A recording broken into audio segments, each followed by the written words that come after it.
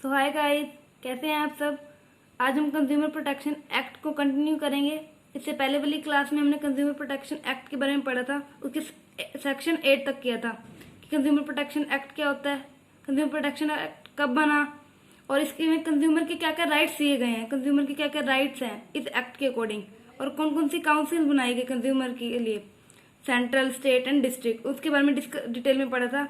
आज हम सेक्शन 9 से स्टार्ट करेंगे, कंज्यूमर डिस्प्यूट रिड्रेसल एजेंसीज, कि कंज्यूमर के में जो भी डिस्प्यूट्स होते हैं उसके लिए एजेंसीज बनाई गई। ठीक है, सेक्शन 9 में बताया गया establishment of consumer dispute redressal agencies. ठीक है, कौन कौन सी एजेंसीज बनाई गई इस एक्ट में, सेक्शन 9 में। Consumer dispute redressal forum to be known as district forum established by the state government in each district of the state by notification।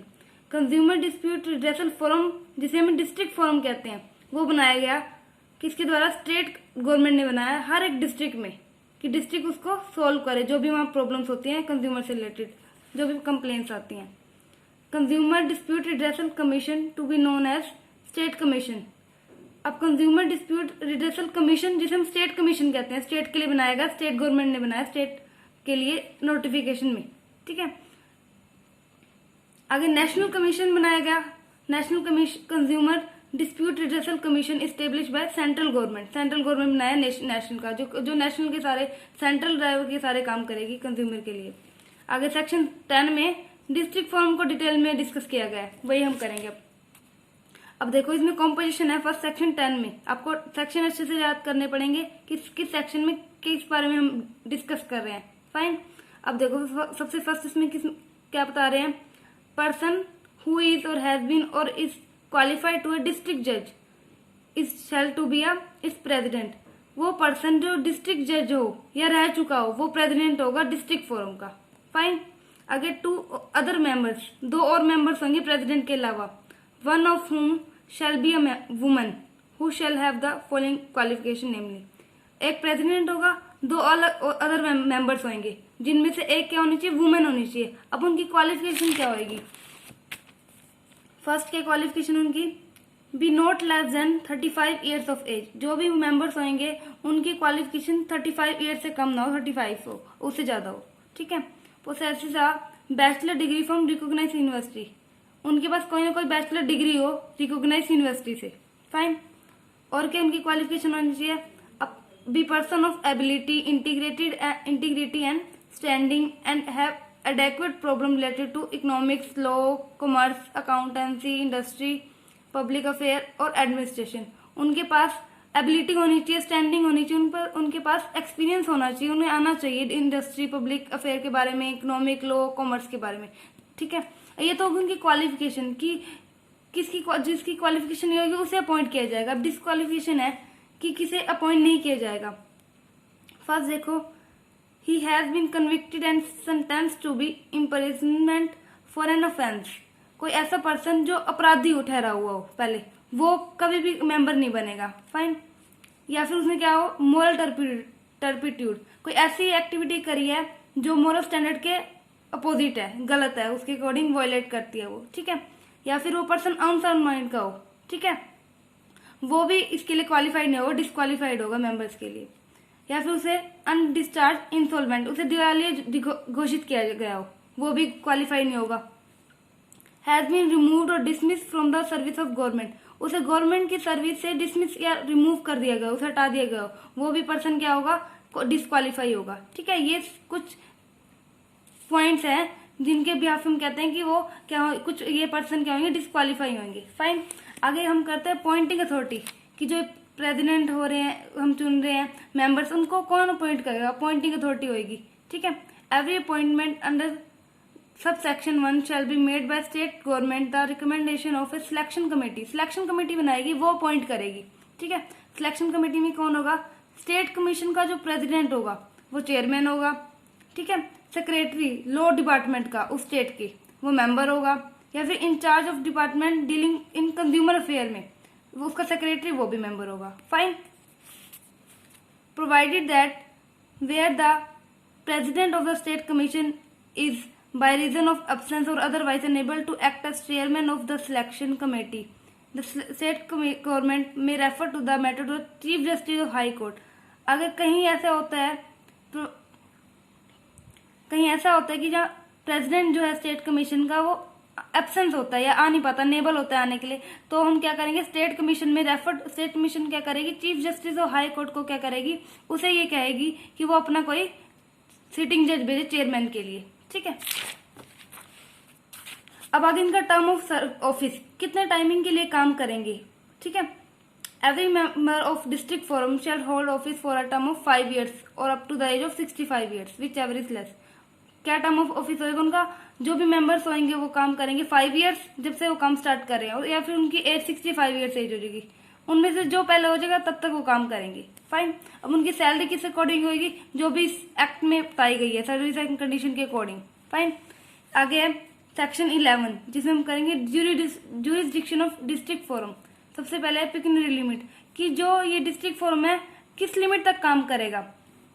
This not exceed 20 lakh, जब क्लेम जो कर रहा है कंप्लेनेंट उसका 20 लाख तक होगा उसका क्लेम, तब वो आएगा डिस्ट्रिक्ट फोरम के अंदर। फाइन, नेक्स्ट हम पढ़ते हैं section 12 manner in which complaint should be made. अब कौन सा मैनर होगा जिसमें कंप्लेन की जाएगी। देखो, a complain in relation to any goods sold or delivered or agree to be sold or delivered or any service provided or agree to be provided may be filed with a district forum. The consumer to whom such goods are sold or delivered or such service provided or agree to be provided on delivery.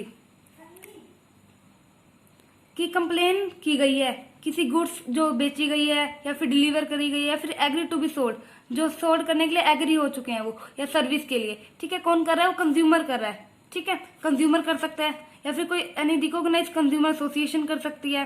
ठीक है, या फिर one और मोर consumer, जहां बहुत सारे consumer का interest है उनमें से एक या दो जो फाइल करेगा कंप्लेंट, वो फाइल ये पर्सन कर सकते हैं। आगे देखो, each complaint file shed be accompanied with a such amount of fee. जो भी कंप्लेन की जाएगी, जो उनकी फीस है वो पे की जाएगी, फिर होगा जो भी उनका मैनर होगा उसमें। Fine, on the receipt of a complain made under subsection 1 the district forum में by order allow the complainant to proceed or with or reject. अब किसी भी कंज्यूमर ने कंप्लेन कर दी, अब डिस्ट्रिक्ट फोरम के हाथ में है वो उसको क्या करे, रिजेक्ट करे या फिर उसको ले ले कि वो सही है। फाइन, अब आगे देखते हैं प्रोसीजर क्या है। Procedure on receipt of complaint, की कंप्लेंट जब रिसीव हो जाती है तो क्या प्रोसीजर रहेगा उसे डीलिंग करने का। फर्स्टली क्या करना पड़ेगा, डिस्ट्रिक्ट फोरम डिसाइड करेगा कि लेबोरेटरी टेस्ट की जरूरत है या नहीं है, कि कंज्यूमर ने जो भी उसने कंप्लेन करी है कि जो गुड्स मिलावट थी या फिर जो भी उसने करी है कि उस चीज को टेस्ट करने की जरूरत है या नहीं है। ठीक है, उसके बाद क्या करेगा वो 21 डेज के अंदर अंदर अपोजिट पार्टी को क्या करेगा, उसकी कंप्लेन की कॉपी भेज देगा। ठीक है, अब उसके बाद उसको क्या कहेगा कि उसको 30 डेज के अंदर अंदर अपने जो उसके अपने बारे में कुछ ना कुछ उसके बारे में बताना है, केस के बारे में अपने साइड से रिप्रेजेंट करना है केस। ठीक है, या फिर उसके जो ये डेज हैं बढ़ सकते हैं 15 डेज और, अगर कोई सुफिशिएंट रीजन होगा। ठीक है, 15 डेज से ज्यादा नहीं बढ़ेंगे। फाइन, पहले 20 डेज का उसे नोटिस दिया जाएगा, उसके 30 डेज के अंदर उसे बताना है, रिप्रेजेंट करना है अपना पॉइंट। अब नेक्स्ट देखो, where the opposite party on the receipt of a complaint refer to him denies or dispute the allegation content in the complaint or omit or fails to any action to represent his case. अब अगर opposite party है, complaint के मिलने के बाद क्या करती है, मना कर देती है, या फिर जो एलिगेशन उसके ऊपर लगाई है या फिर भूल जाती है 30 डेज के अंदर, या फिर जो एक्सटेंड करे गए हैं डेज उसमें कुछ कहना, रिप्रेजेंट करना, तो डिस्ट्रिक्ट फॉर्म क्या करेगी, the district forum shall proceed to settle the case consumer dispute in the manner.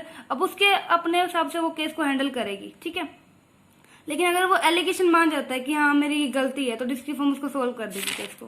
Fine, आगे देखो, where the complaint alleges a defect in the goods, अगर उसमें डिफेक्ट पाया जाता है गुड्स में, ठीक है, which can not be determined without proper analysis, जो उसमें उनमें डिफेक्ट पाए गए वो हम ऐसे नहीं देख सकते, प्रॉपर एनालिसिस ऐसे नहीं कर सकते, उन्हें टेस्ट की जरूरत है। तो देखो क्या करेगी, और test of the goods the district forum shall obtain a sample of goods from the complainant. Complainant से उसको सैंपल लेगा, सील कर देगा, ऑथेंटिकेट उसे एग्जामिन करेगा in the manner prescribe, refer the sample so sealed to the appropriate laboratory को sample दे देगा, ठीक है। और उसको कहेगा कि अच्छे से उसकी एनालिसिस कर और कुछ टाइम के अंदर 45 डेज के अंदर उन्हें उसकी रिपोर्ट दे कि क्या वो ठीक है या नहीं है। फाइन। आफ्टर रिसीविंग रिपोर्ट मिलने के बाद वो क्या करेगा, एक कॉपी अपोजिट पार्टी को दे देगा। फाइन। आगे सेक्शन 13(4), इसमें देखो हम क्या पढ़ेंगे कि जो डिस्ट्रिक्ट फॉर्म है उसकी पावर्स क्या हैं। Powers are vested in civil code, जैसे सिविल कोड की होती है ना, code of civil procedure act में 1908, वैसे इसकी पावर है। देखो फर्स्ट क्या है, द समनिंग या फिर notice and enforcement the attendance of any defendant or witness and examining the witness on oath, कि उसे समन भेज सकता है, नोटिस भेज सकता है विटनेस को कि वो वहां पे अटेंडेंस दे अपनी, और या फिर उसको ओथ मतलब शपथ दिलवा सकता है उसे। Discovery and production of any document, किसी डॉक्यूमेंट की प्रोडक्शन कर सकता है, देख सकता है सारे प्रोडक्शन जो भी डॉक्यूमेंट्स वगैरह, कोई एविडेंस ले सकता है, जो भी जिस चीज से जुड़ता है वो कर सकता है। Issue commission for the examination. Fine. आगे हम करते हैं section 14 subsection 1, finding of district forum, power of issue order, power to issue order. If after the proceeding conducted the district forum is satisfied the goods complain against suffering from any of the defect, अगर सारी report के proceeding के बाद उसे लगता है कि उसमें कोई ना कोई डिफेक्ट था specified in the complaint or that of the allegation contained in the complaint about the service are proved, prove हो जाता है जो भी एलिगेशन आरोप लगाए गए। It shall issue an order to opposite party, opposite party को क्या करेगा, ऑर्डर इशू करेगा, उसे डायरेक्ट करेगा one of more of the following, जो आगे हम पॉइंट्स करेंगे वो कहेगा, उसे ऑर्डर देगा उस चीज का। फर्स्ट क्या है, to remove the defect pointed put by appropriate laboratory from the goods in question, कि उसे क्या करेगा कि जो भी डिफेक्ट्स पॉइंटेड किए गए हैं उसे रिमूव करे जो लेबोरेटरी ने बताए हैं। Fine. To replace the goods with new goods, जो वो गुड्स थी खराब थी उसे न्यू गुड्स क्या रिप्लेस करके दे। या फिर क्या कहेगा, to return the complainant the price, या फिर जो कंपेंसेशन है वो उसे वापस दे जो भी उसने सफर किया इस टाइम में, ठीक है, जो भी उसे नुकसान हुआ वो उसे पे करे। टू पे सच अमाउंट और may be awarded by it as compensation, यहाँ भी हमने पढ़ा कि कंपनसेशन दे उसे प्राइस है यहाँ भी। To remove the defect in the goods, जो भी डिफेक्ट है उसको रिमूव करके दे, सर्विस जो भी उन्होंने ली है। फाइन। और ये उसने अनफेयर ट्रेड प्रैक्टिस उसने किया है, रिस्ट्रिक्टिव ट्रेड प्रैक्टिस किया है, वो उसे रोक दे, बंद कर दे। इनका मीनिंग हमने पिछली वीडियो में क्लास 1 में अच्छे से डिटेल में किया था, उसका लिंक आपको मैं डिस्क्रिप्शन में दे दूंगी। Fine. Not to offer hazardous goods for sale, कोई भी ऐसी गुड्स ना दे जो लोगों की लाइफ के लिए खतरा बन जाए। फाइन। और जो गुड्स अगर वो बेच रहे तो उसको मार्केट से निकाल ले, ठीक है, ये सारे उसे ऑर्डर दे सकता है वो। ये हमारा होगा डिस्ट्रिक्ट फोरम का। नेक्स्ट सेक्शन 16 में हम करेंगे composition of state commission. State commission में कौन कौन प्रेसिडेंट है, मेंबर है। फाइन। स्टेट कमीशन में देखो कौन होगा, अ person who is or has been जज ऑफ हाई कोर्ट, जो हाई कोर्ट का जज होगा या फिर रह चुका है, ठीक है, जो स्टेट गवर्नमेंट ने अपॉइंट किया है वो प्रेसिडेंट होगा। Provided that no appointment under this clause shall be made except after consultation with the chief justice, chief justice of high court की कंसल्टेशन के बिना कोई भी अपॉइंटमेंट नहीं की जाएगी, ठीक है। अब मेंबर्स और कौन कौन से होंगे, नोट लेस देन 2, 2 से कम नहीं होंगे, और not more than such members as may be prescribe, 2 से और उससे ज्यादा नहीं होंगे जितने प्रेस्क्राइब किए गए हैं। अब क्वालिफिकेशन क्या होगी, जो हमने पहले पढ़ी है, 35 ईयर्स एज, बैचलर डिग्री, ये सब। और डिस्क्वालिफिकेशन भी वही है, एक्सेप्शन कि कौन कौन किस किस को नहीं अपॉइंट किया जाएगा, कन्विक्टेड हो, इंसॉल्वेंट हो, अनसाउंड माइंड हो, ये सब पॉइंट। फाइन। अगर इसकी देखते हैं अपॉइंटिंग अथॉरिटी क्या है, ठीक है, सिलेक्शन कमेटी देखते हैं। प्रेसिडेंट ऑफ स्टेट कमीशन, जो स्टेट कमीशन का प्रेसिडेंट होगा वो चेयरमैन होगा। Secretary of law department member होगा, ये तो वही है जैसे पहले हमने किया था डिस्ट्रिक्ट फोरम में। In charge of department dealing in consumer affair के साथ जो डील करता है उसका सेक्रेटरी वो भी मेंबर होगा। 2 members 1 chairman. Fine. The jurisdiction powers and the authority of state commission में भी एक्सरसाइज बाय बेंच। अब स्टेट कमीशन में जो भी इनके पावर्स वगैरह होती है ना, वो ना बेंच के द्वारा, बेंच मतलब पीठ, कि एक बेंच में कितने मेंबर्स होंगे, ऐसे कई बेंचेस बनाए जाते हैं, कुछ मेंबर्स और प्रेसिडेंट होते हैं उसमें, ठीक है, वो करते हैं डीलिंग। अब वो क्या कह रहा है कि ए बेंच में भी कंस्टिट्यूटेड बाय प्रेसिडेंट, एक प्रेसिडेंट होगा या फिर विद 1 और मोर मेंबर, और एक से ज्यादा क्या होंगे, मेंबर्स होंगे। अगर क्या कह रहा है, if the member of A bench differ, अगर किसी भी पॉइंट पे जो बेंचेज हैं वो सारे, ठीक है, अलग किसी भी पॉइंट पे डिफर होते हैं उनका पॉइंट ऑफ व्यू, तो क्या करेंगे, देखो, in opinion, if the member of bench or differ in opinion on any point, the point shall be decided according to opinion of majority, majority के हिसाब से शो होगा, जिसमें ज्यादा होगी मेजोरिटी वही माना जाएगा, ठीक है। Order, if there is a majority but if members are equally divided, अगर इक्वल हो जाते हैं member, they shall state the point on which they differ, make a reference to the president, president को कहेंगे, प्रेसिडेंट सबके points होनेगा, फिर उस हिसाब से वो डिसाइड करेगा कि किसका सही है। अब सैलरी के हिसाब से होगी जो हमें डिसाइड करेगी, इसमें स्टेट कमीशन ने डिसाइड की होगी। फाइन। अब टर्म ऑफ ऑफिस क्या है, every member of state commission shell hold office for a term of 5 year, 5 years या फिर 67 ईयर्स एज, ठीक है, उस मेंबर्स की, जो कम होगी तब तक उसका होगा टर्म ऑफ ऑफिस। फाइन। आगे सेक्शन 7 में पढ़ेंगे ज्यूरिसडिक्शन ऑफ स्टेट कमीशन। सबसे फर्स्ट है पिक्यूनियरी ज्यूरिसडिक्शन, कि किस अमाउंट तक का वो स्टेट कमीशन में आएगा। 20 लाख से लेकर 1 करोड़ तक, 20 लाख से ज्यादा और 1 करोड़ तक का अमाउंट अगर होगा क्लेम में, तो वो किस में आएगा, स्टेट कमीशन में। अब आगे क्या है, territorial jurisdiction, the opposite party or each of the opposite parties where there are more than one at the time of institution of complaint, complaint के टाइम पे। अब देखो ये इसका मतलब क्या है कि जो वो कंप्लेन कर रहे हैं वो ज्यूरिसडिक्शन में कहाँ आएगी, जब अगर देखो eight the time of institution of complain actually और वॉलंटरी रिसाइड, जहां वो रहता होगा उस एरिया में उसे करना होगा, विद इन स्टेट होगा अभी इसमें, ठीक है। और जो हमने डिस्ट्रिक्ट है वो विद इन डिस्ट्रिक्ट होगा। फाइन। अब देखो इसके लिए फी क्या ले जाती है, अगर 20 लाख से ज्यादा है और 50 लाख तक है तो 2000 ली जाएगी, 50 लाख से ज्यादा है और 1 करोड़ से कम है तो 4000 इसकी फीस है, ठीक है। फाइन। आगे सेक्शन 20, इसमें हम नेशनल कमीशन के बारे में पढ़ेंगे, उनका composition. A person who is or has been जज ऑफ सुप्रीम कोर्ट, जो सुप्रीम कोर्ट का क्या है, जज होगा, सेंट्रल गवर्नमेंट ने उसे अपॉइंट किया, वो प्रेसिडेंट होगा, ठीक है। स्टेट में जो स्टेट गवर्नमेंट ने अपॉइंट किया, सेंट्रल नेशनल कमीशन में सेंट्रल गवर्नमेंट ने जो अपॉइंट किया, ठीक है। और मेंबर्स नॉट लेस देन 4 से कम नहीं होंगे, और not more than such members of, जितने प्रेस्क्राइब किए गए हैं उससे ज्यादा नहीं होंगे। अब जो उसकी क्वालिफिकेशन है और डिस्क्वालिफिकेशन, वो तो हमने वही रीड किया, वही है इसमें भी। फाइन। आगे इसकी करते हैं अपॉइंटिंग अथॉरिटी क्या है, अ पर्सन हु इज जज of supreme court to be nominated by chief justice of India, chief justice of India के द्वारा जो नॉमिनेटेड किया गया है सुप्रीम कोर्ट का जज, वो पर्सन क्या होगा, चेयरमैन। सेक्रेटरी जो लीगल अफेयर का होगा वो मेंबर होगा, और जो कंज्यूमर अफेयर में होगा सेक्रेटरी वो भी मेंबर होगा। 2 मेंबर्स 1 चेयरमैन। फाइन। अब इसमें भी नेशनल में बेंचेज में स्टडी की जाती है, जैसे हमने स्टेट में रीड किया था। अब टर्म ऑफ ऑफिस क्या है, इसमें वही 5 ईयर्स और 70 ईयर्स एज हो जाती है, 70 ईयर्स एज, या फिर उनकी जो 5 ईयर्स हो जाते हैं complete, which ever is less, ठीक है। अब इस जो ये मेंबर्स होते हैं शैल नॉट बी एलिजिबल फॉर री अपॉइंटमेंट के लिए एलिजिबल नहीं होते, ठीक है। अब section 21, jurisdiction of national commission. National commission का क्या ज्यूरिसडिक्शन है, फर्स्ट है पिक्यूनियरी, ठीक है। इसमें क्या है कि कौन सी कितने अमाउंट की नेशनल कमीशन मिलेगी, एक्सीडिंग 1 करोड़। फाइन। 1 करोड़ तक का तो था, स्टेट में 1 करोड़ से ज्यादा का जितनी भी अमाउंट होगी वो नेशनल कमीशन में आएगी। टेरिटोरियल में कितना होगा, होल नेशन, पूरी कंट्री में। फाइन।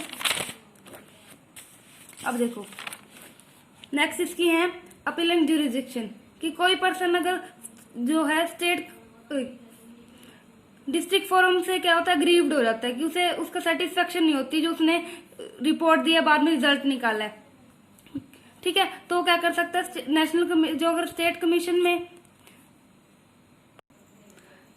अगर कोई पर्सन डिस्ट्रिक्ट फोरम में अग्रीव्ड हो जाता है तो वो स्टेट कमीशन को कर सकता है। अगर कोई पर्सन स्टेट कमीशन में भी अगर उसे लगता है कि मैं सेटिस्फाई नहीं हूँ, मैं सही फैसला नहीं लिया, तो वो नेशनल कमीशन में क्या कर सकता है, कंप्लेन कर सकता है अपनी, ठीक है, अपील कर सकता है। फाइन। देखो आगे देखो, अब इसमें कितनी फीस ले जाती है, 1 करोड़ से ज्यादा होता है इसमें हमें पता है 5000 ली जाती है। फाइन। आगे है rule 10 of consumer protection act 1986। अब ये कब किया गया, जब कंज्यूमर प्रोटेक्शन एक्ट में अमेंडमेंट की गई 2002 में, उसके हैं कुछ रूल। फर्स्ट है 17A section, transfer of case.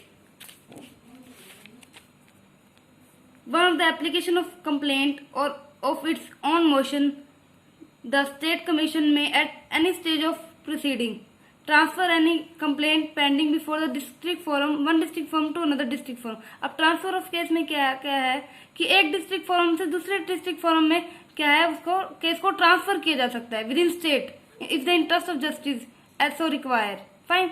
आगे section 17B, circuit of benches.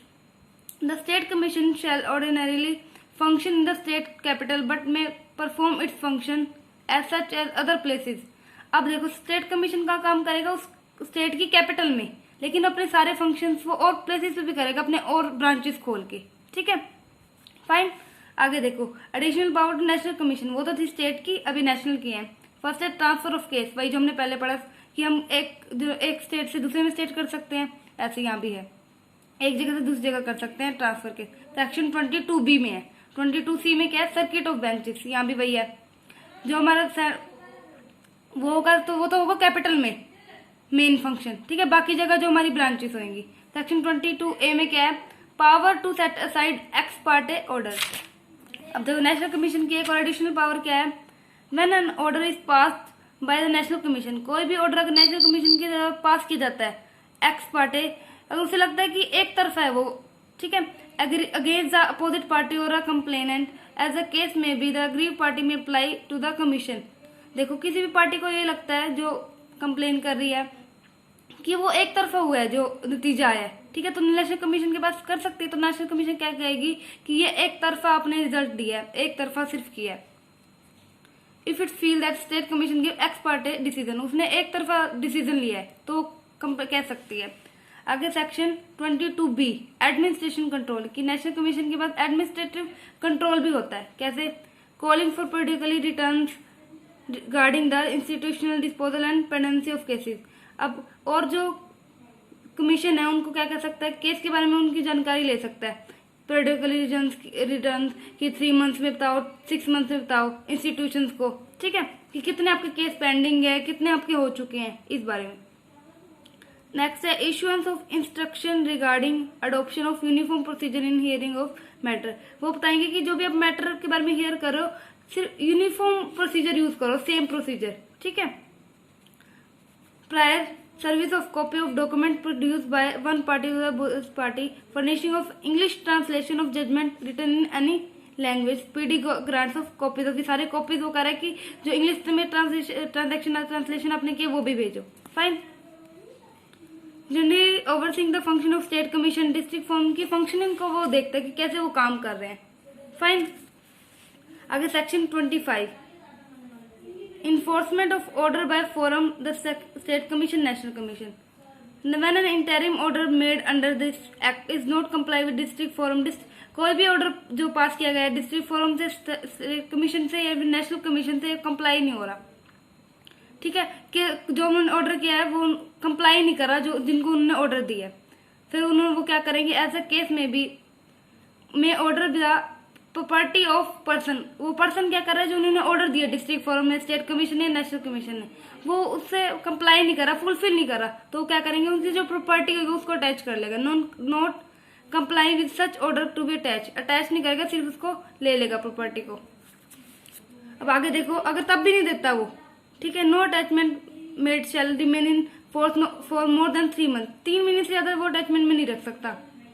At the end of which if the non compliance continue, अगर कंटिन्यू रहता है तो देखो द प्रॉपर्टी अटैच में भी सोल्ड, अगर तब भी नहीं देता वो तो उसकी प्रॉपर्टी को क्या कर दिया जाएगा, सोल्ड कर दिया जाएगा. आउट ऑफ द प्रोसीड, तो जो उनसे मिलेगा the district form of state commission and national commission में vote such damage at is think fit to complainant को वो जो वर्ड है उसमें से दिया जाएगा जो उसने सफर किया है. फाइन. अगर कोई भी अमाउंट ड्यू रह जाती है तो स्टेट कमीशन, नेशनल कमीशन या डिस्ट्रिक्ट फॉर्म क्या करेगी, सर्टिफिकेट इशू करेगी for the said amount to collector of district. District के कलेक्टर को अमाउंट के लिए कहेगी कि वो रिकवर करे, and the collector shall proceed to recover the amount in a same manner, उसी मैनर में करेगा जैसे वो किसी लैंड रिकवरी के लिए करता है उसके लिए. Fine. Section 16, dismissal of frivolous और वैक्सेशियस कंप्लेन। कोई ऐसी कंप्लेन आ गई है स्टेट कमीशन के पास, नेशनल कमीशन के पास, डिस्ट्रिक्ट फोरम के पास, जो क्या है फ्रिवोलियस है, मतलब क्या है फुलिश है, तो उसको क्या करेगा वो डिसमिस कर देगा। ठीक है, और जो पार्टी होगी उसको क्या करेगा, उसे क्या करना पड़ेगा, देखो डिसमिस द कंप्लेन, कंप्लेन को डिसमिस कर देगा, and make an order that the complainant shall pay, उसको पे करना पड़ेगा कितने 10,000 रुपीज से ज्यादा, नोट 10,000 रुपीज से ज्यादा नहीं, वहीं तक वो पे करेगा। फाइन। आगे पेनल्टीज, क्योंकि क्या क्या पेनल्टीज लगाई जाती हैं। व्हेन ए ट्रेडर और अ पर्सन अगेंस्ट हुम ए कंप्लेंट इज मेड, किसी भी ट्रेडर के अगेंस्ट या फिर पर्सन के अगेंस्ट जब भी कंप्लेंट आ जाती है, इज मेड फेल और omit to comply with any order, जो ऑर्डर दिया गया है उसे वो पूरा नहीं करता या भूल जाता है, तो क्या करती है वो पेनल्टी लगा देते हैं। Shall be punishable with imprisonment, उसे जेल भी होनी पड़ती है, जाने पड़ता है। For a term will shall not be less than 2,000 but extend to 10,000 और बोथ, उसे क्या करना पड़ता है, shall not be less than 2 years, या 2 ईयर्स आएगा कि 2 ईयर्स से कम नहीं होगी, और जो उसका पेनल्टी होगी 10,000, ये दोनों चीजें भी हो सकती है। फाइन, ये हमारा कंज्यूमर प्रोटेक्शन एक्ट कंप्लीट हो चुका है। ठीक है, आप इसे ध्यान से पढ़ लीजिए। अगर आपको कोई प्रॉब्लम है तो आप क्वेरी कमेंट बॉक्स में मुझसे पूछ सकते हैं। तो मेरी वीडियोस को लाइक और शेयर करते रहिए, और अगर आपको ऐसी हेल्पफुल वीडियोस और चाहिए तो मेरे चैनल को सब्सक्राइब कर दीजिए, ताकि मैं आपके लिए ऐसी हेल्पफुल वीडियोस लाती रहूँ। Thank you, take care.